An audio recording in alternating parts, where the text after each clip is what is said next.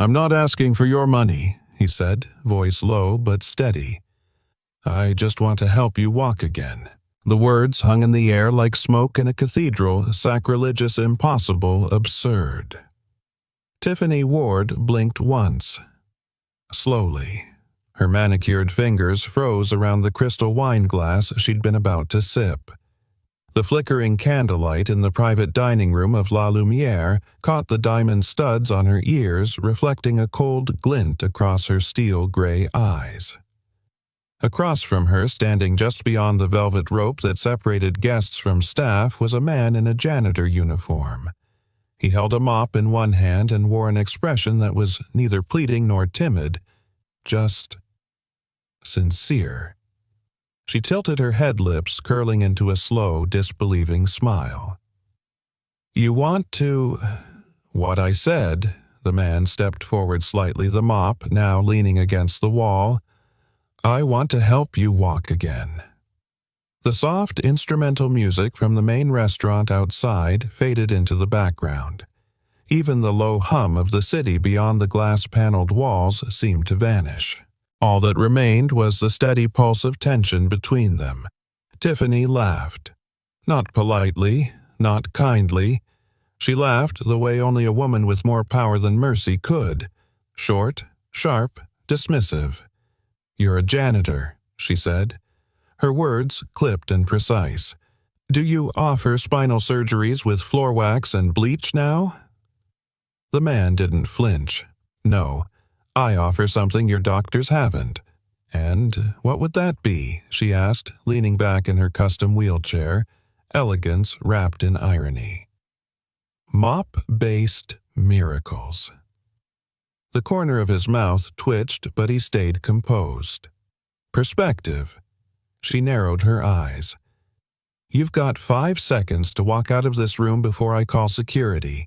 I don't care how many floors you've mopped. I've only mopped yours, actually," he replied. 3 nights a week for the last 8 months. That shut her up.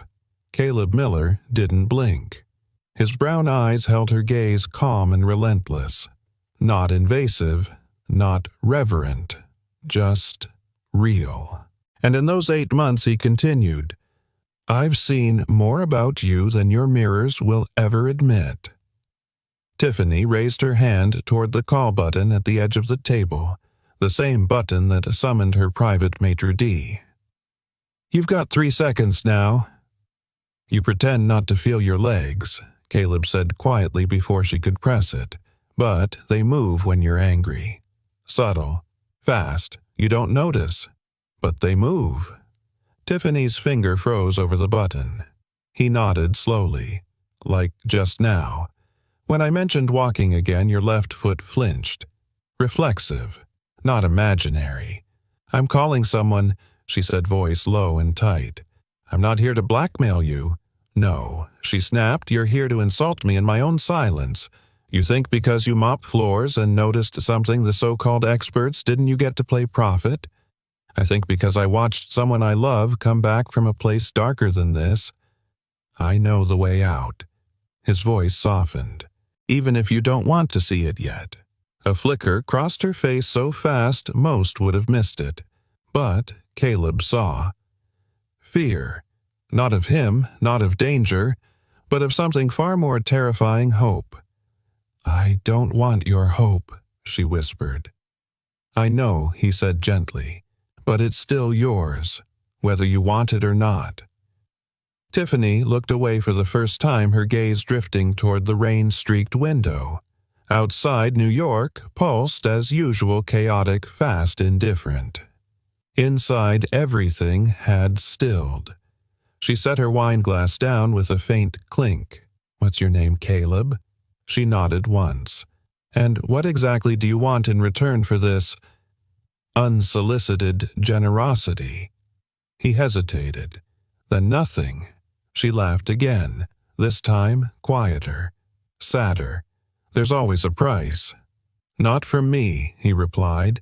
"I already paid mine." Before she could ask what that meant, he reached into his back pocket and pulled out a small card, just his name and a number printed in clean, plain font. He walked forward, stopping just short of her table, and placed it gently beside her untouched dessert plate.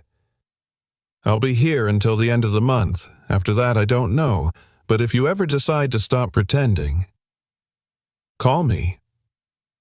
He turned. "You know I could have you fired," she said behind him. Caleb paused but didn't look back. "I know."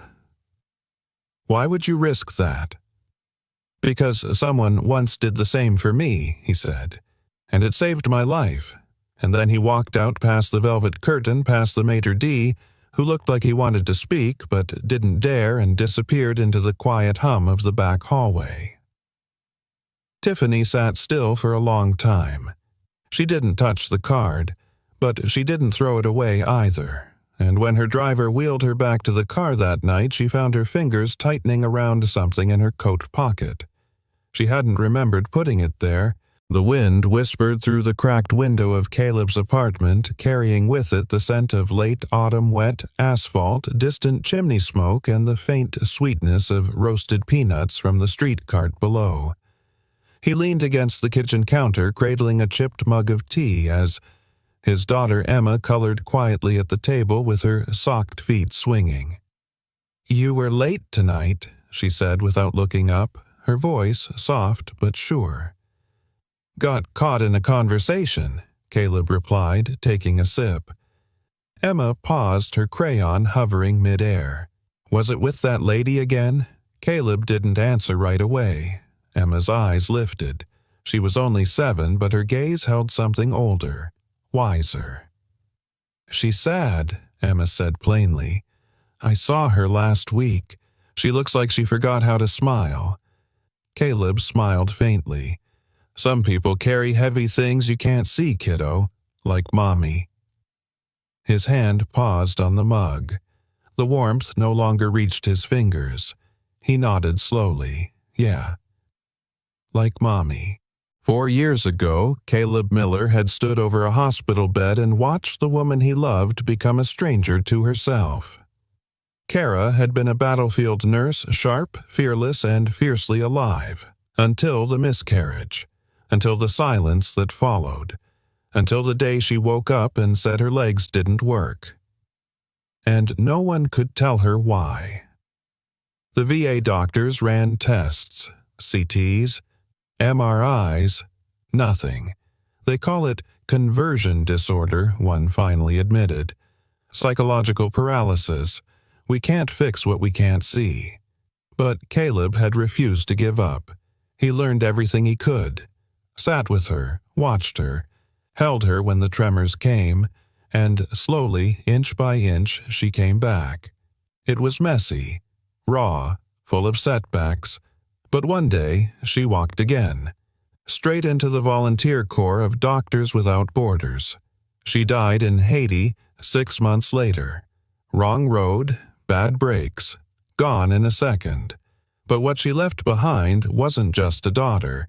She left behind a fire in Caleb, quiet but fierce. The conviction that some wounds don't bleed, but they break you all the same. And sometimes, only someone who has been broken knows how to help rebuild. Back at La Lumiere, Tiffany Ward sat in the dark. She hadn't called anyone, hadn't spoken a word since her driver dropped her off. The townhouse was quiet, always was. Designed to her specs, pristine angles. Glass walls, automatic everything. No clutter, no distractions, no warmth. She rolled to the full-length mirror in her hallway. Her reflection stared back at her impeccably dressed posture, composed hair perfect.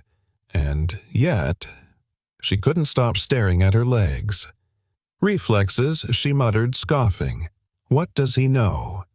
But something in her chest was twitching. It wasn't anger. Not quite. It was recognition. Because deep down she knew Caleb Miller wasn't wrong. And worse, he'd seen something no one else had dared to say out loud. She had built an empire, fought lawsuits, raised entire industries. But the moment he looked at her not as a broken woman, but as someone still capable of wholeness, it shook her more than she could explain.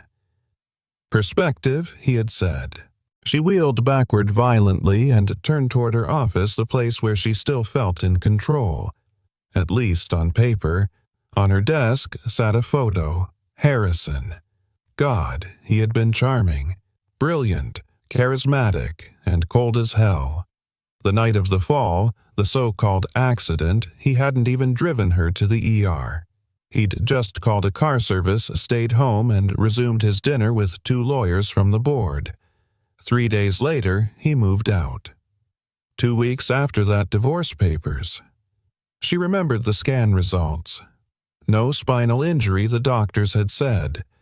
You should be walking. But she hadn't. Not then. Not since. Not because she couldn't. Because something inside her had simply turned off. 2 days later, Caleb was back on shift. He pushed his mop bucket across the marble floor of the main dining hall, earbuds in, but no music playing. He liked the rhythm of the place, polished chaos behind the curtains, elegance up front. It reminded him of field hospitals. Controlled illusion. He didn't expect to see her again, but just before 9:00 p.m., the maitre d' pulled him aside. "There's a request," the man said awkwardly, "from the woman in the VIP room. She asked for you." Caleb arched an eyebrow. "You sure?" The maitre d' looked spooked. "She said if it wasn't you, she'd leave." He wiped his hands, removed the apron, and made his way to the room. Tiffany sat at the same table, same posture, same air of untouchable elegance. But there was something different in her eyes, softer, more dangerous. "You asked for me?" Caleb said, keeping a respectful distance. "I have questions." He nodded. "Ask away." She studied him, not like a woman examining a resume, more like a scientist evaluating an unpredictable chemical. "Did she ever forgive you?" Caleb blinked. Whoever it was you couldn't save." The words struck deep, but he didn't flinch. "She didn't need to," he said quietly. "She saved herself. I just held the light long enough for her to find the door." Tiffany looked away, jaw tightening. "What happens if I try?" "And I can't." Caleb stepped forward, his voice steady but gentle. "Then we try again. And if I fall, I'll be there. And if I hate you for what you uncover," he smiled, small, warm, and honest, "then I'll still be there." Silence. And then, for the first time in 5 years, Tiffany. Ward whispered the most terrifying words of her life. "Okay, let's begin.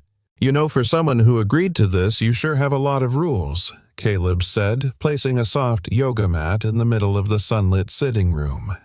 "I don't like surprises," Tiffany replied flatly from her chair, arms crossed, eyes sharp. "I'm not a magician, Miss Ward, just a man with a mop and a memory." She didn't laugh. She rarely did. But Caleb caught the faintest twitch of her lips before she rolled herself closer to the mat, still fully dressed in her tailored blazer and slacks, as if physical therapy were just another boardroom appointment. "First rule," she said, her tone clipped, "you don't touch me without permission, of course. Second, no pity. I don't do pity. Wouldn't dream of it. And third," she paused, locking eyes with him, "if I say stop, you stop." "Fair." Caleb knelt by the mat and unzipped the small duffel he brought with him. Inside were resistance bands, a small hand mirror, a rolled towel, and something she hadn't expected, a notebook worn at the edges. "What's that?" she asked. "My wife's journal," he said, running his thumb across the cover. She tracked her journey, every doubt, every inch gained. "I thought it might remind you that you're not alone in this." Tiffany looked at the journal as if it might bite. She made it through. She did. Caleb nodded. And then she walked right into a jungle clinic because that's who she was. A beat, and then she died, Tiffany asked softly. Caleb looked up. Yeah, but not in that chair, and not with fear in her heart. That silenced the room. She didn't ask more, not yet. They began with something simple. Close your eyes, Caleb said. Just breathe. I didn't ask for meditation, she muttered. No, he replied, calm as ever. But your body forgot what safety feels like. Breathing reminds it. She gave him a long look, but obeyed. The room fell into stillness. Caleb watched her, watched the tension around her mouth, the twitch beneath her right thumb, the way her toes flexed ever so slightly when the sun hit her knees. There were cracks in the armor. He just had to help her see them. Later that evening, Tiffany sat alone in the same room long after Caleb had gone. The house felt different. Not lighter, not warmer, but less sterile, like something had shifted, barely but unmistakably. She rolled to her study. The walls were lined with books she hadn't touched in years. Contracts, economics, tech, manifestos. Everything built to control, to predict. Her eyes drifted to a smaller shelf. Old photos, her father's toolbox, a dusty violin case. She hadn't played since college, hadn't let music into her life since she traded feeling for empire. Her hand hesitated over the case, then pulled back. Too much. Too soon. Instead, she turned toward her private bar and poured herself half a glass of bourbon. She stared at it for a moment, then pushed it away. You're changing, she murmured. God help me. The next session was different. Caleb entered the room and noticed something missing. The blazer. Tiffany was in a simple white t-shirt and yoga pants. No heels, no armor. Just her. He didn't comment, just offered a nod of acknowledgement. They began again. Controlled breathing, light movement, mirror work. Why the mirror, she asked. So you can see yourself healing, he said. I hate mirrors. Then maybe that's where we start. They sat in silence a while, then Tiffany broke it. You want to know what happened? Caleb looked up, surprised. Only if you want to tell me. She stared at her own reflection fingers gripping the arms of the wheelchair. I didn't fall, she said. Caleb didn't speak. I jumped. Silence again. I didn't want to die, she clarified, voice barely above a whisper. I just wanted him to stop looking at me like I was furniture. Your husband, she nodded once. He loved the company, loved the spotlight, but me, her jaw clenched. I was just background, beautiful, profitable, replaceable. And after the jump, he didn't even come to the hospital, just sent flowers, and a lawyer. Caleb's hands rested quietly on his knees. That's not your shame to carry. She laughed bitterly. Try telling that to the voice in my head for the past 5 years. He leaned in slightly. Tiffany, he said, his voice low, firm, and tender. You didn't lose your legs. You surrendered them. Her eyes flared. But that means you can take them back. Later that night, Tiffany sat at her grand piano. She hadn't touched it since the week before the fall. The keys were dusted, clean, but untouched. She stared at them like they might burn her fingers. Then slowly, she pressed one. A single note, then another, and another. The sound trembled through the house, echoing down hallways, brushing past marble glass steel. And when she closed her eyes, she didn't see the chair. She saw herself at 19, barefoot laughing, playing the piano in her college dorm room while her roommate sang off-key beside her. She saw life, unfiltered, uncontrolled, alive, and for the first time in years. She didn't feel broken. She just felt unfinished. The park was nearly empty that morning, blanketed in a soft mist that blurred the trees like watercolors. Autumn had begun to scatter its colors across the pathways, burnt orange, golden yellow, and the muted rust of tired leaves ready to let go. Tiffany Ward sat alone near the duck pond, her chair parked under a crooked elm. The cold didn't bother her. She wore it like armor. A thick wool coat, gloves she hadn't needed, and sunglasses though there was no sun. She told her assistant she needed air. She didn't say she was hoping to see him. Caleb. On the far end of the park, Caleb Miller jogged up the hill. Emma bouncing beside him, one hand gripping his hoodie, the other dragging a beat-up doll named Lucy. Emma had begged for a morning walk before school. "Just 10 minutes, Daddy. I want to give Lucy some fresh air." He chuckled. "She's a doll. She's a doll who gets cold feet. That's not how feet work." Emma tilted her head. "You fix people's feelings, but you still don't get dolls." He laughed loud and free. It was that laugh Tiffany heard first. She didn't turn. Didn't need to. She recognized that voice now. It had been haunting her sleep since the night he said, "Then we try again." Caleb spotted her first. He slowed, not wanting to intrude, but Emma had already dashed forward, Lucy in hand.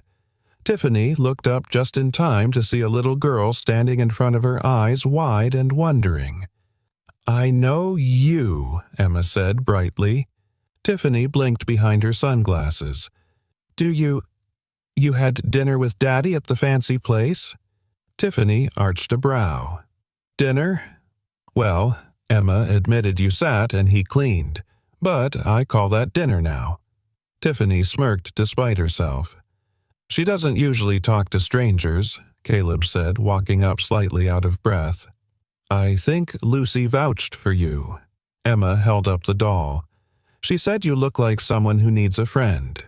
Tiffany studied the doll, its mismatched buttons for eyes, one ear barely hanging on by a thread, and a pink ribbon tied where hair used to be. It was ugly, and oddly familiar. "What happened to her?" Tiffany asked. Emma looked at Lucy, then shrugged. "She's been through stuff. Why not get a new one?"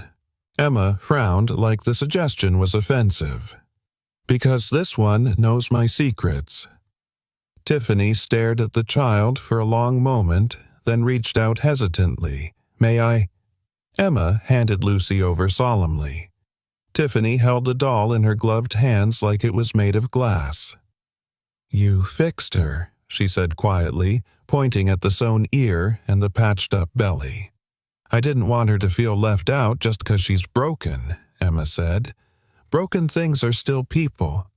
Caleb watched in silence, his chest tightening. Tiffany's voice was barely a whisper. "Who told you that?" Emma shrugged again. "Mommy used to say it." That hit hard enough to knock the breath from Caleb. He hadn't told Emma much about Kara's illness, only that Mommy had a very sad heart that took time to heal, and apparently, his little girl had listened more than he realized. Tiffany gave the doll back gently. "Do you want her to keep you company for a while?" Emma asked. "What, you look like someone who's lonely on the inside. That's worse than outside lonely." Tiffany blinked. The words hit her like wind through cracks in the window, chilling because they were true. I don't know what to say." "You don't have to," Emma said. "Lucy doesn't talk much either. That's why they get along." Tiffany chuckled softly. It felt foreign in her chest, warm, alive. Later, after Emma skipped off to feed the ducks, Caleb sat on the bench beside Tiffany. He didn't say anything at first. Just let the quiet settle between them. Finally, she spoke. "She's extraordinary." He nodded. "Takes after her mom. A beat." "I've never been good with kids," Tiffany said. "That's because most people forget they used to be one." She looked at him, eyes narrowing behind the glasses. "You talk like a janitor who swallowed a therapist." He grinned. "I mop up more than floors." She shook her head, but a smile tugged at the edge of her mouth. Then she reached into her coat and held up the doll. "Do you know what she said to me?" Tiffany asked. that broken things are still people. Caleb nodded. I haven't felt like a person in years, she added. More like a museum exhibit. Look, but don't touch. Elegant, untouchable, unfeeling, but not unfixable, Caleb said gently. She didn't respond. Instead, she looked out across the pond where Emma was now waving at a cluster of ducks.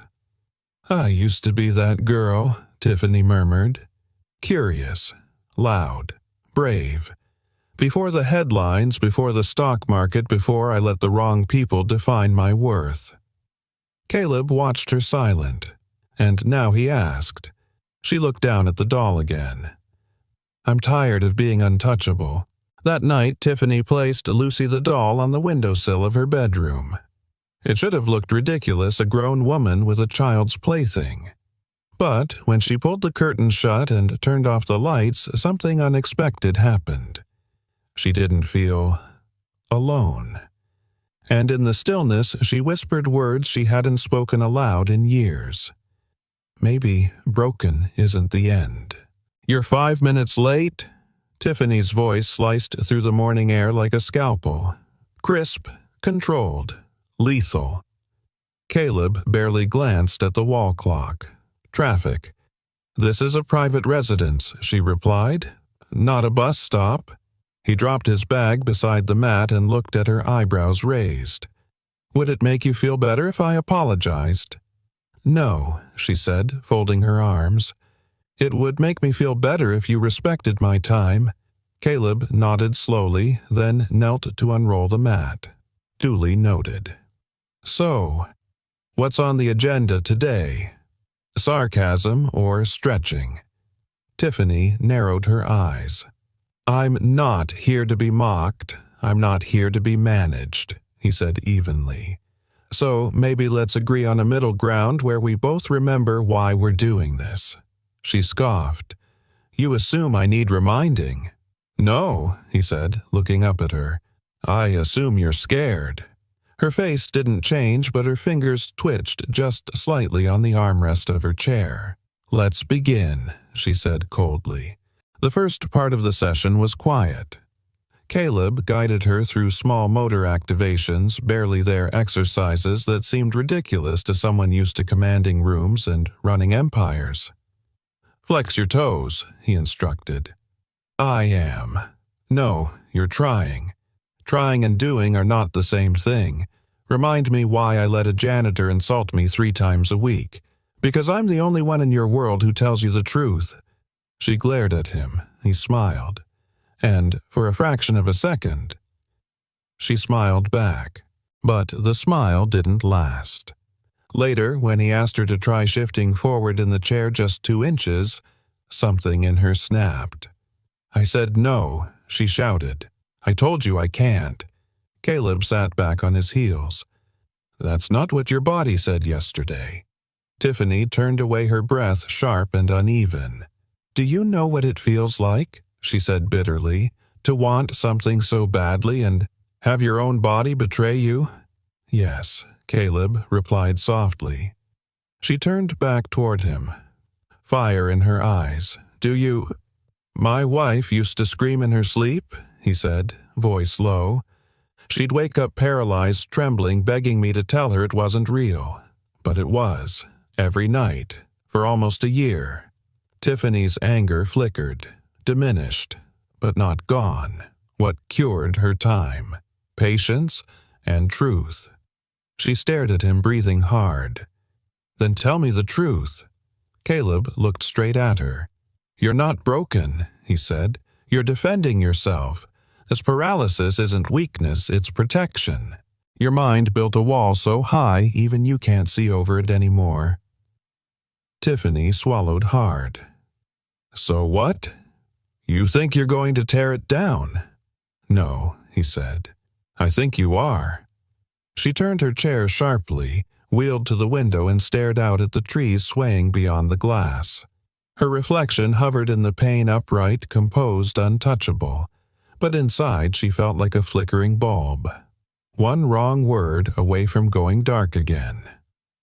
I don't want to be pitied, she said, barely audible. You think that's what I feel for you? I don't know, she said, but pity feels a lot like love without respect. Caleb stood. Then let's get this straight. I don't pity you. I see you, and if that scares you, it's because no one else ever bothered to. That landed. Deep, and dangerously close to where she'd buried everything she refused to feel. 2 hours later, after Caleb had gone, Tiffany sat alone in the same room. Legs motionless, heart racing. She hated him. She hated that he made her feel seen. She hated that he pushed her harder than her own doctors ever dared. And worst of all, she hated that part of her wanted him to. That night, she had a dream. She was standing on the rooftop of her childhood home in Vermont. The sky was lavender, the wind soft. Her father was there laughing, handing her a hammer to help fix the old shingles. "You're strong, Tiff," he said in the dream. "You just forgot where you put it." She woke up sweating and crying, and for the first time in years, without knowing exactly why, she whispered into the dark, "Don't give up on me." The next morning, Caleb showed up 15 minutes early. Tiffany opened the door herself. No assistant, no chauffeur, just her. He raised an eyebrow. "Am I hallucinating, or did the queen just answer her own door?" "Don't get used to it," she said, but there was a faint smile beneath her defiance. He stepped inside and noticed something else. Her blazer was gone. So were the heels. She wore leggings and a simple cardigan, her hair pulled back in a loose knot. She looked real. "I thought we could try the floor today," she said. He blinked. "You sure?" "No," she said, "but I'm tired of that chair pretending to be my throne." Caleb let out a slow breath. That's the first step, he said, choosing to dethrone the lie. And as she shifted from the chair to the mat, shaky, tense, but determined, Caleb reached out to steady her, but she stopped him. "Let me try first," she said. He nodded and stepped back, and for the first time in half a decade, Tiffany Ward moved under her own power. Not far, not fast, but forward. Tiffany lay flat on the mat, eyes closed, breath shallow. Caleb knelt beside her, calm but watchful. The late morning light filtered through the tall windows of her sitting room, casting soft shadows across the hardwood floor. Outside, the wind rustled the sycamores. Inside, something quieter stirred. "Tell me what you feel," he said gently. "Humiliation," she murmured, her jaw tight. "Physically." She hesitated. "Tension. Low back. Quads." He nodded. "That's progress," she scoffed. "That's discomfort." "It's proof," he said, his voice steady. "Muscles that don't work, don't hold tension." She opened her eyes slowly and looked at the ceiling. "So, what are you saying? I've been faking it all these years?" "No," Caleb said calmly. "I'm saying your mind built a story, and your body listened." She turned her head sharply toward him. "You think that's comforting?" "I think it means you're not powerless," he replied, "and that scares you more than the wheelchair." Tiffany stared at him, eyes dark. "You don't get to say that." "I do." Caleb said, his voice soft but unshakable. "Because I've seen the same fear in my wife's eyes. And I stood right here too, waiting to be pushed away because healing felt more terrifying than the pain." Silence. "You keep saying she healed," Tiffany whispered. "But what if I'm not her?" "You're not," Caleb said. "You're you, and you're still here, which means something inside you still believes this isn't the end." She blinked hard and said nothing. The afternoon passed in tension.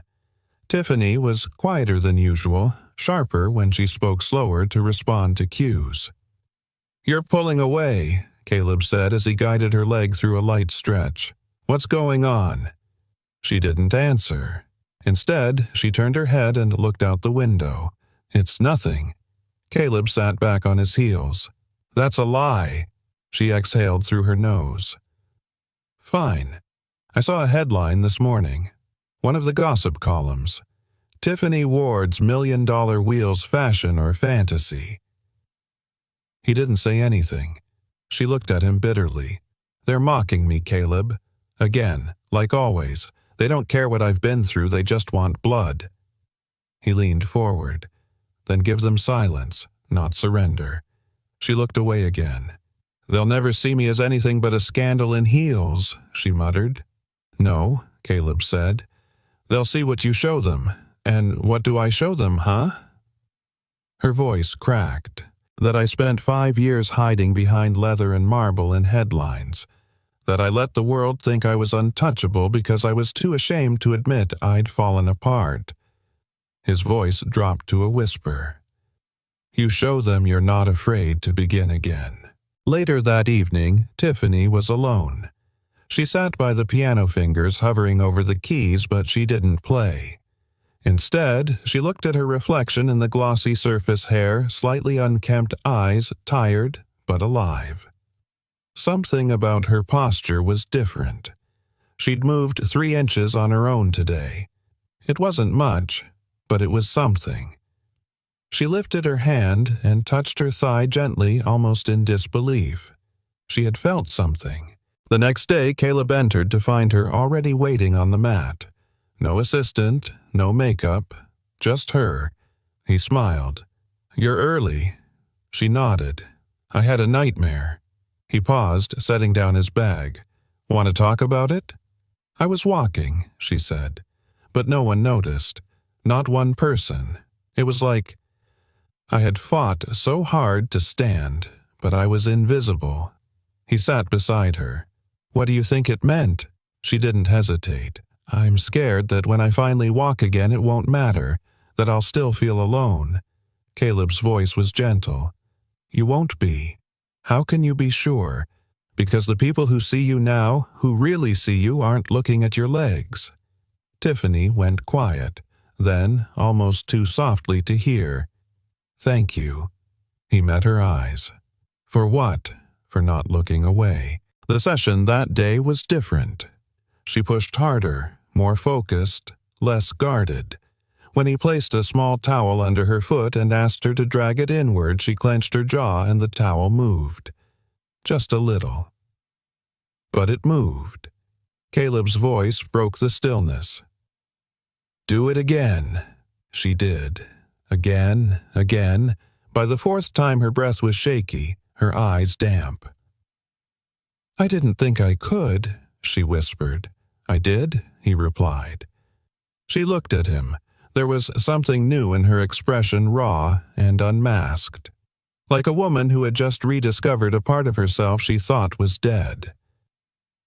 I haven't felt my body fight for me in years, she said.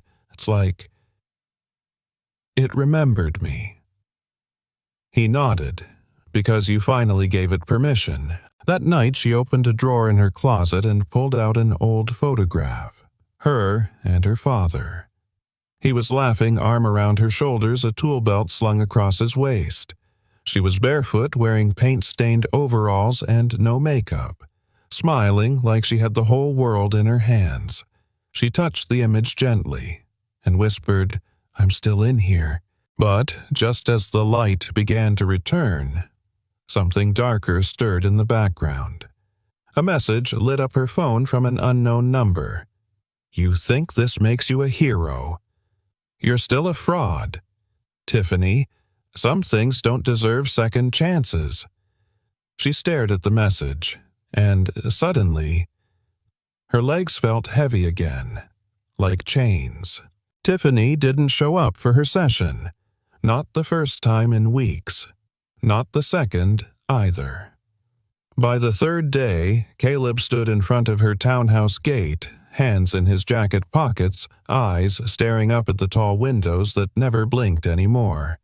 He rang the bell, once, then twice. Nothing. Not even the echo of footsteps on the marble floor she once insisted be waxed every Monday. Something was wrong. Not loud wrong. Silent wrong. the kind that weighed more than any scream. Inside, Tiffany sat in the dark, curtains drawn, phone face down. The screen had lit up a dozen times.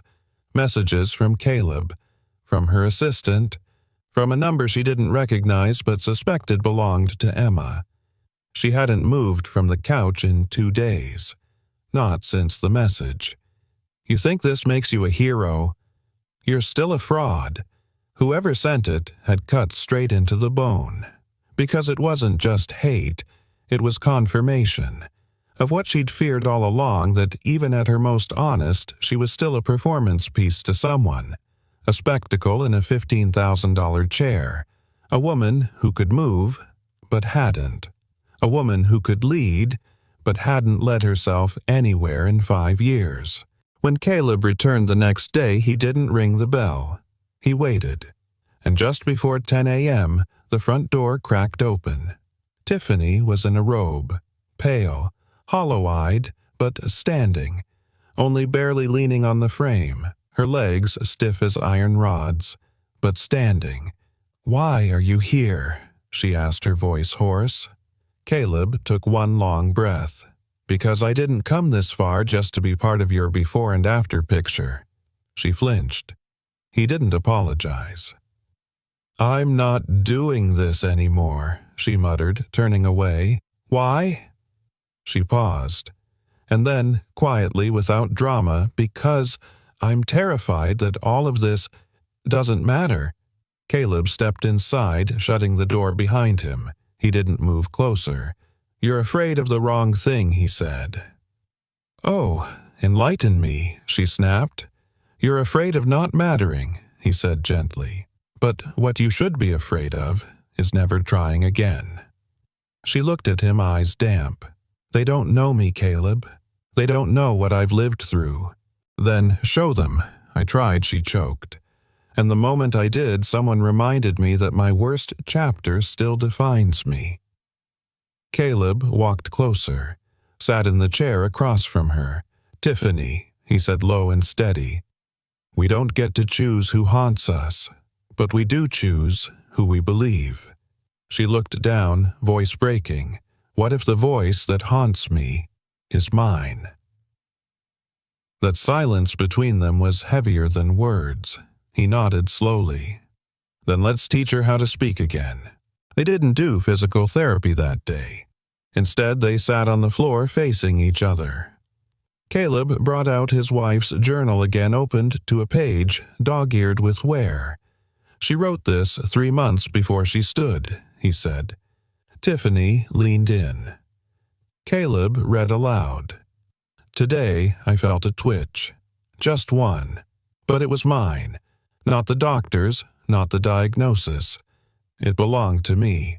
And it told me, 'You're still in there.'" Tiffany closed her eyes.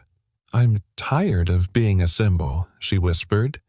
Caleb smiled faintly. "Then stop being one. Be a person instead." She let out a broken laugh. "That's the hardest thing anyone's ever asked me to do." "No," he said. "It's just the first honest thing." Later, as he packed his bag to leave, she stood in the doorway behind him, still leaning, but stronger now. "Caleb," she said softly. He turned. "If I fall again, I don't think I'll get back up." He met her eyes with the kind of gaze that made you feel held even from across a room. "Then I'll sit beside you," he said, "until you're ready to try again." That night, Tiffany stared at herself in the mirror for a long time.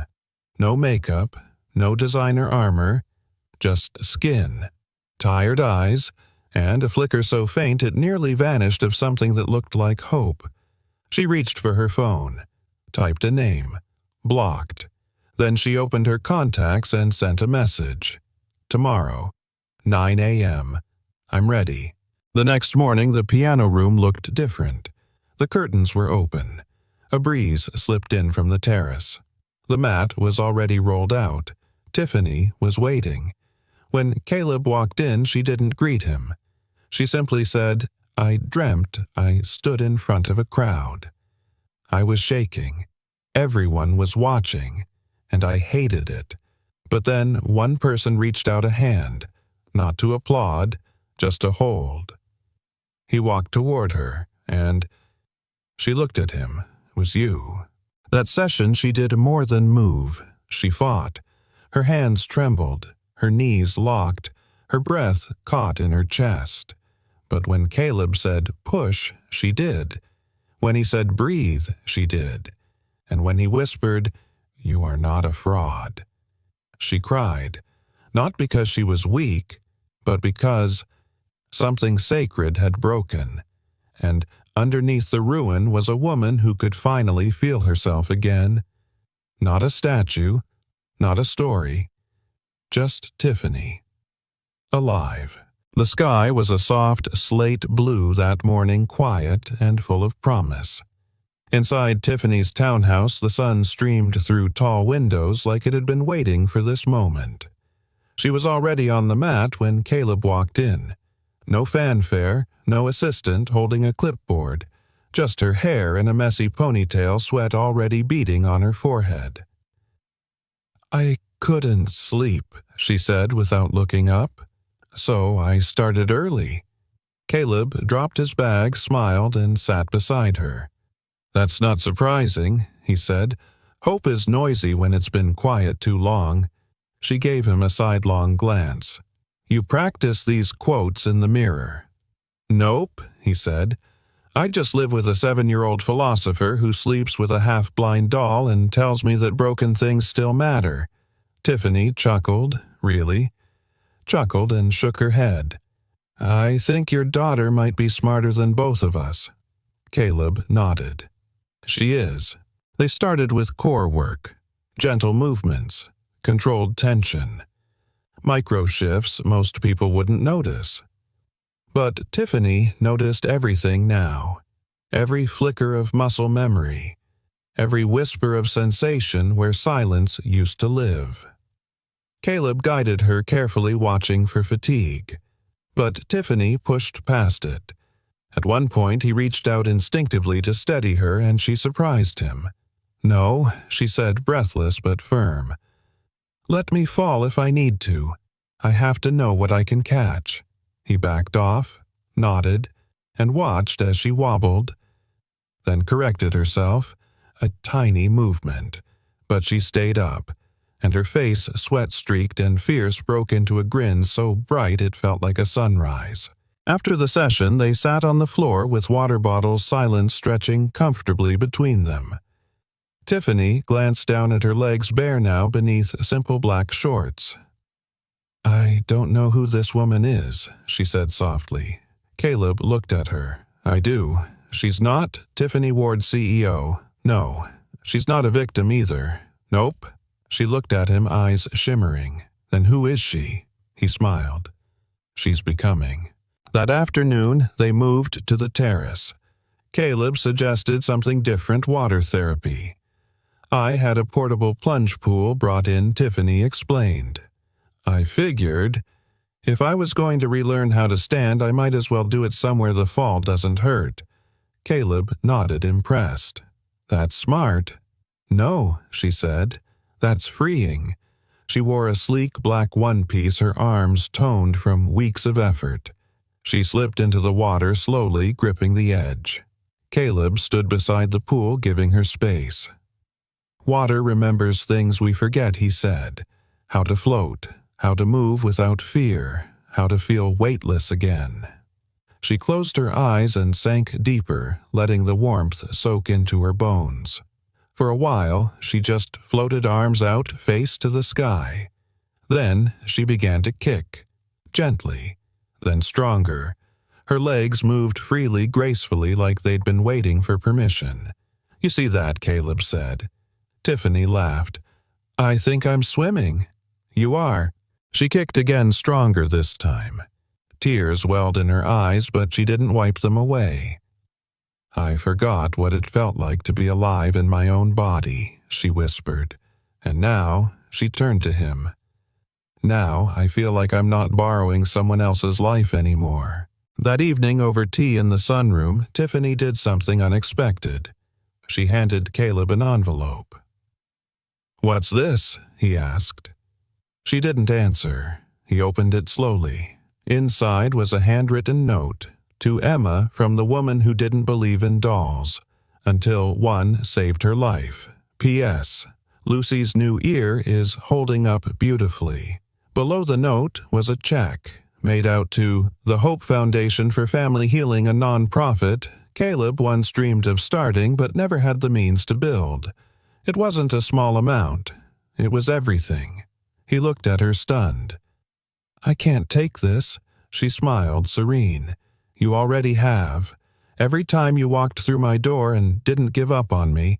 He shook his head, voice tight. "Tiffany, it's not charity," she said. "It's repayment." "For what?" She met his eyes. "For showing me that I wasn't paralyzed. Just paused." Later that night, Caleb sat at his tiny kitchen table, Emma fast asleep in the next room. He read the note again, then picked up the phone, texted her 2 words, "You're walking." She replied instantly, "Not yet, but I'm dancing in my dreams." The next morning she walked 2 full steps in the water, unassisted, and smiled through the tears. Not because she reached the end, but because, for the first time in her life, she was finally starting from the right beginning. The gala was glittering loud and breathtaking in that way only wealth could orchestrate. Crystal chandeliers, live strings, waiters in tuxedos with silent shoes. Tiffany Ward arrived fashionably late as expected. She was wheeled in by her assistant, dressed in an elegant navy gown that hugged her frame like a second skin. Her hair was swept up her makeup, soft and classic. She looked like a woman carved from grace.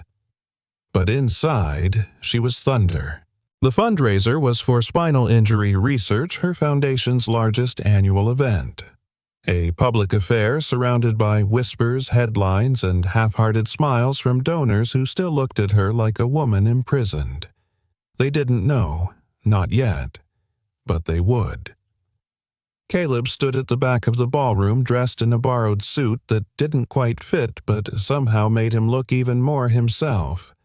Emma held his hand wearing a blue dress with mismatched socks and a sticker name tag that said Hope in glitter ink.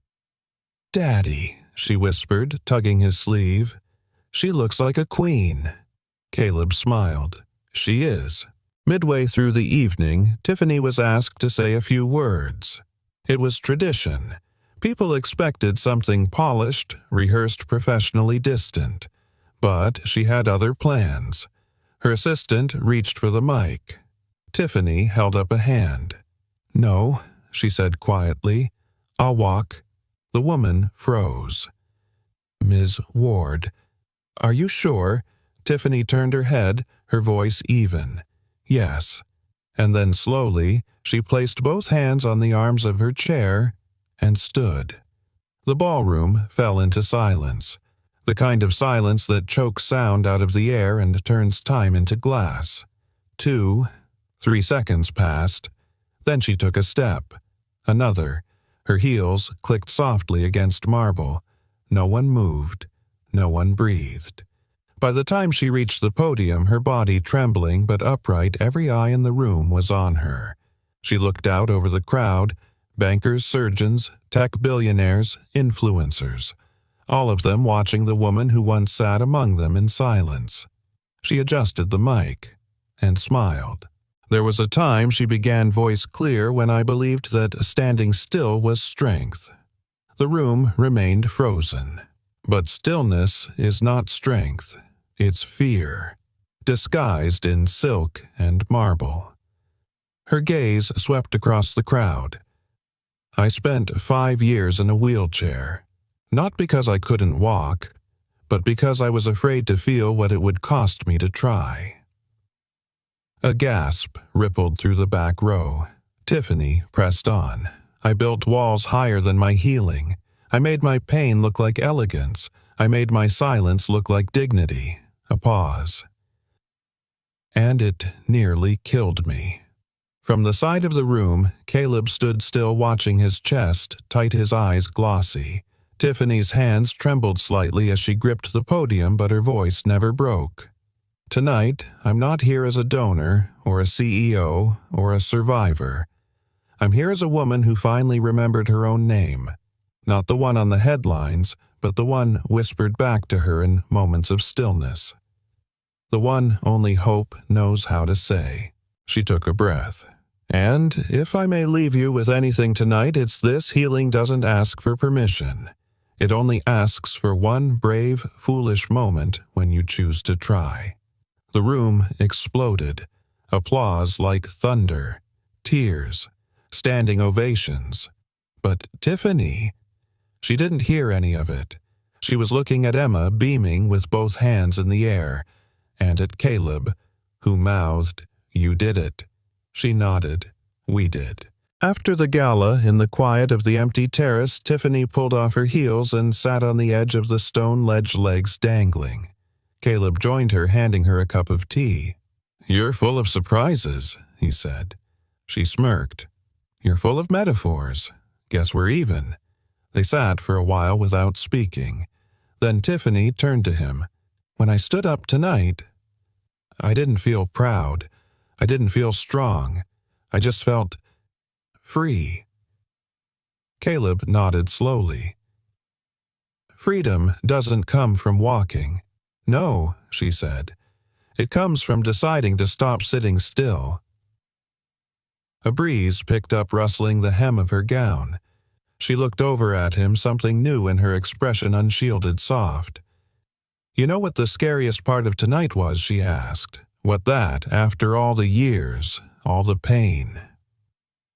"It worked." Caleb's voice was quiet. "You mean you worked?" She exhaled, and then asked, just above a whisper, "Can I tell you something I haven't said in a very long time?" He turned to her. "Anything." She leaned her head against his shoulder, and for the first time since her fall, she let someone hold the weight she no longer wanted to carry alone. "I'm tired of standing alone." 3 days after the gala, the video had gone viral. The moment Tiffany Ward stood. The way the room fell silent. Her voice measured, trembling, unflinchingly honest. It wasn't just a speech, it was a resurrection. Every major news outlet picked it up. From wheelchair to warrior Tiffany Ward's stand stuns the world. CEO or survivor, Tiffany Ward redefines both. Healing caught on camera. But for Tiffany, none of it mattered like the quiet that followed. She sat in her sunroom with bare feet tucked under her, wearing no makeup and sipping coffee from a chipped mug she hadn't used since grad school. The world was buzzing, her inbox overflowing, her foundation receiving record donations. But her eyes weren't on the headlines. They were on a message from her mother. "You stood taller than I've ever seen you, and you didn't even need heels. I'm proud of the daughter I once feared I lost." Tiffany stared at the words, blinked once, and let them soak into the spaces therapy never reached. Later that afternoon, she met Caleb at a small nonprofit clinic he'd been volunteering with the Hope Center, now operating out of a borrowed church basement until their new building was finished.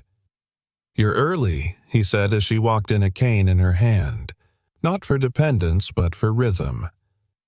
"I'm learning," she replied. "To stop making the world wait on me," he smiled.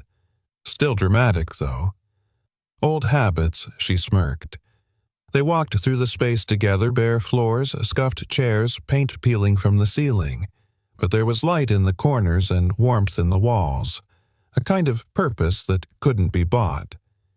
Caleb showed her a room where a teen girl in a neck brace was laughing with a nurse over a puzzle. "She hasn't smiled in a week," he said softly, "until now." Tiffany looked around. "What would it cost?" she asked, "to build something permanent?" He raised a brow. "More than a viral moment." She turned to face him. "Then it's a good thing I'm no longer living in moments." That evening, Tiffany appeared on a nationally syndicated talk show. It was a soft chair and hard questions kind of interview. The host leaned in. "People are calling this a miracle. Would you?" Tiffany smiled faintly. "I'd call it something harder than a miracle. I'd call it work, applause, but you were told you'd never walk again. How did you find the strength?" Her answer was quiet but firm. "The strength wasn't in my legs.